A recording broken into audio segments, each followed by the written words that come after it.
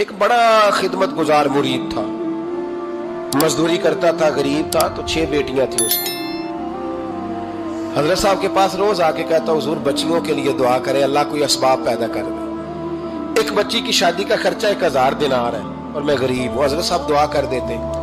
خانقاہ شریف کے تھوڑے ہی فاصلے پر حضرت جہاں بیٹھ کے مریدوں کی تربیت کرتے تھے، اس سے تھوڑا ہی فاصلے پر نا ایک عیسائی رہتا تھا، بڑا مالدار تھا، بڑی سارے اونٹ، گائیں، بھیڑ، بکریاں رکھی ہوئی تھی، اور حضرت شرف الدین رحمت اللہ علیہ کی بڑی مخالفت کرتا تھا۔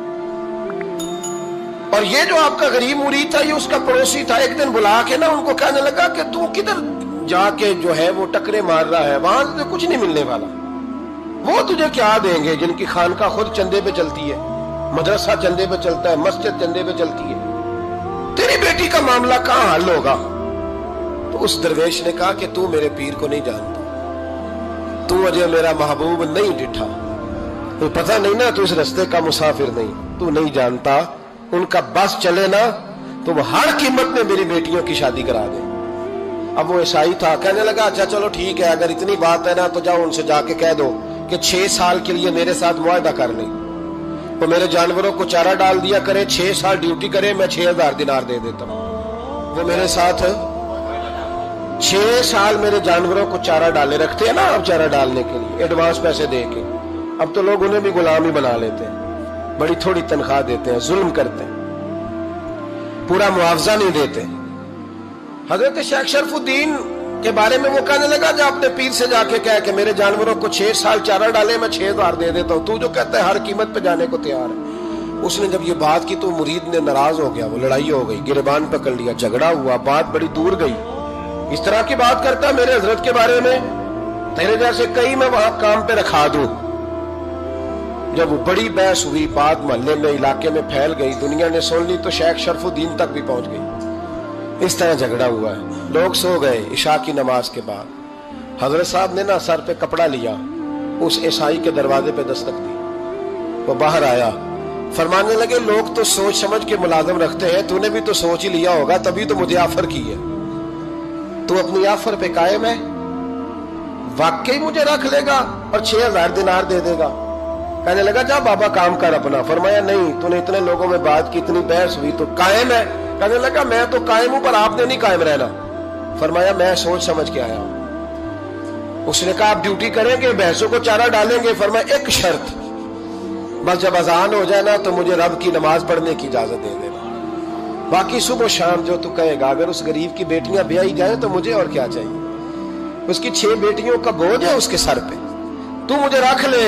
اللہ اکبر۔ وہ کہنے لگا چلے پہ میرے ساتھ خط بندگی کر لیں، آج کل ہم اسٹام کرتے ہیں، اس زمانے میں خط بندگی ہوتا تھا، غلامی کا خط، قاضی شہر کے پاس، یعنی اس کا خیال تھا کہ چلو اسٹام کی بات کروں گا تو بھاگ جائیں گے۔ فرمایا چل میں تیار ہوں۔ قاضی تک گئے، طے ہو گیا، 6000 دینار دے دیے۔ حضرت نے مرید کو بلایا، فرمایا پتر یہ لے جا، جا میری بیٹیوں کو روانہ کر دے۔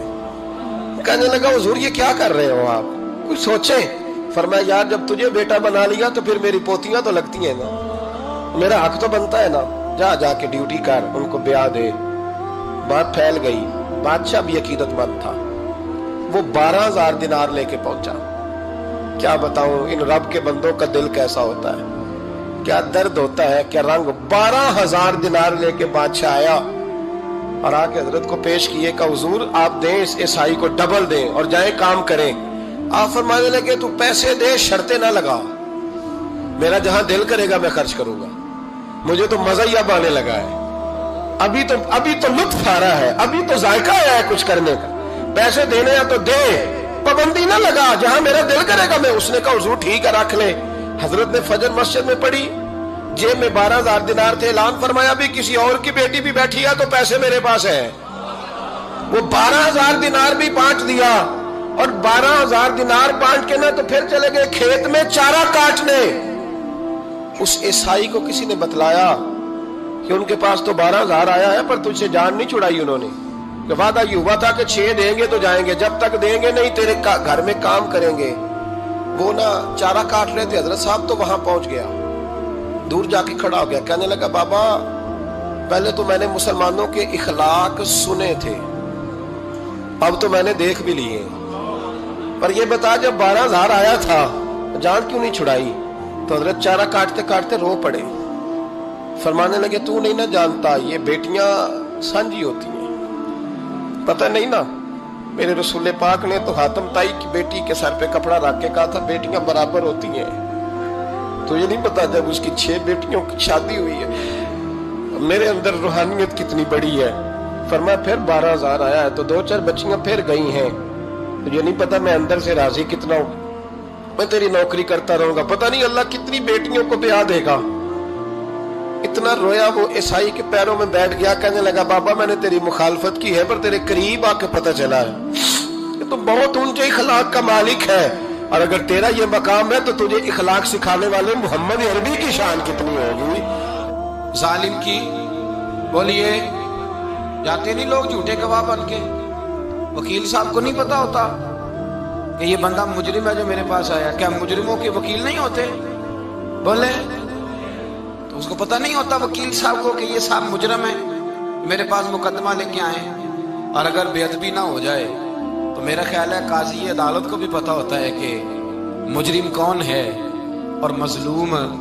میرے نبی پاک صلی اللہ علیہ وسلم نے اس قدر زیادہ سختی فرمائی اس مسئلے میں. فرمایا جس کو پتا تھا کہ فلاں آدمی ظالم ہے ظلم کر رہا پھر وہ ظالم کا گواہ بنا یا اس نے ظالم کی مدد کی کتنی کی؟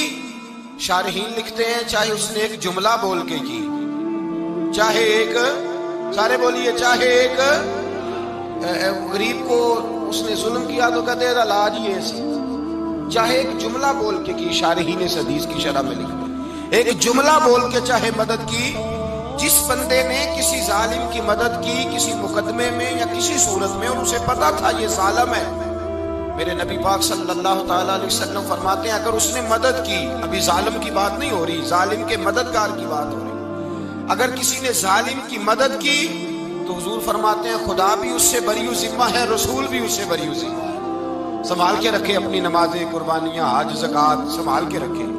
اگر ظالموں کا مددگار ہے الیکشن آ لینے اللہ اللہ اللہ آپ کو نظر آ جائے گا کون کون ظالموں کا مددگار ہے. نظر آ جائے اپنی جیب سے لوگ پیسے دے کے ظالموں کی مدد کریں گے ان کے فلیکس چھپوائیں گے بورڈ لگوائیں گے جیبوں سے پیسے دے گے. ہم نے خود آگ لگائی ہے چمن میں اپنی بے سبب گردشی ایام کو الزام نہ دو. ہم نے خود نور کا ظلمت سے کیا ہے سودا کر کے توہین سحر شام کو الزام نہ دو. ظالموں کے مددگار میدان میں آ گئے. یہ چھوٹا لفظ نہیں میرے حبیب پاک صلی اللہ علیہ وسلم نے فرمایا جو ظالم کا مددگار ہے سن لے جو سجن کے ساتھ کچہری جاتا ہے وہ یاد رکھے جو دوست کا گواہ بنتا ہے وہ یاد رکھے جو کہتا ہے میں مانگی گیا تھا مجھے بلایا گیا تھا قبضہ چھڑانے کے لیے کسی غریب بیوہ کی جائیداد پہ وہ سن لے تو مدد کر کے نہیں آیا تو خدا کے ذمے سے نکل گیا. رسول پاک نے فرمایا تیرا میرا تعلق ختم ہو گیا تو ظالم کا مددگار ہو گیا. پھر تو کہتا میں بے چین ہوں میں بے قرار ہوں میں آزمائش کا شکار ہوں. پلٹ کے دیکھ تو صحیح تیرا گناہ کتنا بڑا ہے. میرے نبی پاک صلی اللہ علیہ وسلم کا ایک اور فرمان سن لیں ابن ماجہ ابو داؤد میں موجود ہے. اس حدیث کو آپ نے یاد کر لینا ہے. کر لیں گے انشاءاللہ سارے کہیے انشاءاللہ کر لیں گے یاد. حضور صلی اللہ علیہ وسلم نے فرمایا اگر تو ظالم کی مدد کرے گا نا یہ لفظ دل کی تختی پہ لکھ لینا یہ مکافات عمل ہے. مکافات عمل دنیا ادھر کرو گے تو ادھر بھرو گے. فرمایا اگر تو کسی ظالم کی مدد کرے گا سن لے حضور کا فرمان ہے. اگر تو ابن ماجہ ابو داؤد سیاہ میں موجود ہے فرمایا اگر تو کسی ظالم کی مدد کرے گا تو رب تعالیٰ مرنے سے پہلے تیرے اوپر بھی ظالم کو مسلط کر دے گا. تیرے اوپر بھی ایک دفعہ ظلم ضرور ہوگا اگر تو ظالم کی وہ کسی صورت میں بھی ہو سکتا ہے کسی صورت میں تیرا بیٹا ہی اٹھ کے ظلم کر دے گا تو الجھ جائے گا. کسی نہ کسی جگہ تیرے لیے تباہی کا سامان ہوگا تیرے اوپر ظلم ہوگا اس لیے کہ تو ظالموں کا مددگار ہے. چاہیے یہ تھا کہ تو مظلوم کی مدد کرتا انسانی ایمانی یقین کا فریضہ سر انجام دیتا تو ظالموں کا مددگار ہو گیا. ٹٹول کے دیکھ لیں رزلٹ نکال کے دیکھ لیں ہمارے زمانے میں ظالموں کے مددگار زیادہ ہیں. इतनी लंबी जुबानें निकाल के जालिमों की मदद करते हैं। बड़े बड़े कालम नवीस अल्लाह ने उन्हें कुदरत दी लिखने की, तो अपना कलम जालिमों की मदद में खर्च करते हैं। वो लोग जिनको अल्लाह तबारक व तआला ने कुदरत दी, हिम्मत दी, ताकत दी, कुछ लोग उनके हल्का अहबाब में वो अपने लोगों को इस्तेमाल करके जालिमों की मदद करते हैं, जालिमों की मदद करते हैं। मेरे नबी करीम सैयद आलम नूर मुजस्सम सल्लल्लाहु अलैहि वसल्लम ने फरमाया, अगर तूने जालिम की मदद की तो जब तक तू तौबा नहीं करेगा रब तुझसे नाराज ही रहेगा। अल्लाह तुझसे, ओ भाई, जिससे रब भी नाराज हो गया, न खाना न पीना न सोना न जागना न नींद, फिर तेरी हर चीज तेरे लिए आजमाइश हो जाएगी, फिर तेरा साया भी तेरे लिए खौफ का सामान बनेगा, फिर जिंदगी जीती जागती लाश बन जाएगी, तो अपने कंधों पर अपनी मैयत उठाए फिरेगा जब तू जालिम का मददगार होगा। और नबी पाक सल्लल्लाहु अलैहि वसल्लम ने फरमाया, जालिमों का मददगार भी जालिम होता है। जालिमों का मददगार भी, सारे बोले, जालिमों का मददगार भी नहीं, को नहीं, आप सारे नहीं बोल, एक दफा बोले, जालिमों का मददगार भी, पक्की बात है, जालिमों का मददगार भी। जिसका याराना हो, जिसका दोस्ताना हो, जो कहे मैंने ना इसको औखे वेले के लिए जालिम को याद रखा हुआ है। कभी मुश्किल में रखे नहीं हुए लोगों ने जालिम दोस्त, कहते मैंने रखे हुए हैं, बल्कि हमारे देहात में तो कहते मैंने बाजू बनाए हुए हैं। किसको बाजू बना लिया? जालिम भी कभी बाजू होता है, जो जुल्म की तलवार लिए मैदान में खड़ा है। कारून, हामान, फिरौन, नमरूद का हाल नहीं लोगों ने देखा? अपने जमाने में आपने कितने लोग नहीं देखे जिनके साए से, आवाज से लोग कांपते थे?